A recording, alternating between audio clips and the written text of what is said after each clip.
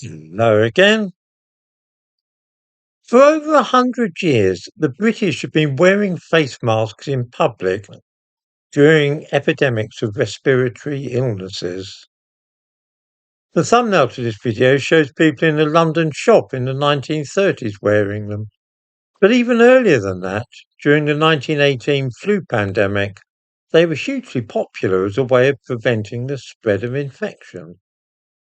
Certainly during the Hong Kong and Asian flu epidemics in the 1950s and 60s, there were many people who found the wearing of masks comforting.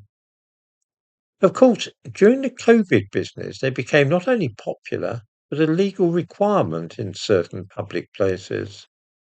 The novelty wore off, though, and for the last 3 or 4 years, few people have used them, although one still sees the occasional person on public transport, usually old people, wearing the things. Now, the public are once again being urged to use face masks, as there is apparently an epidemic of influenza on the way in Britain. I make no comment on their efficacy or otherwise, but I'll be interested to see if there is any appetite for the things again, or if it's too soon after the COVID epidemic for anybody to want to start fooling around with them again. The wearing of masks tends to go through waves, rather like fashions, and just as with fashions in clothing or music, there are usually periods of years on end, usually decades, where certain things vanish from sight, and then they come back into fashion. Between 1918 and the flu epidemics of the 1930s, nobody even thought about face masks, and there was a long gap after that of several decades before they appeared again and people began using them.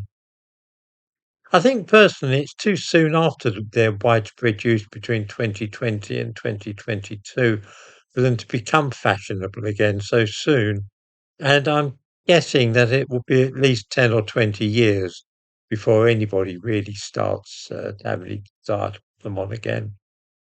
A couple of hospitals in England are requiring people in A&E, both patients, visitors, and staff, to wear them, and I'll be interested to see what level of compliance they manage to achieve.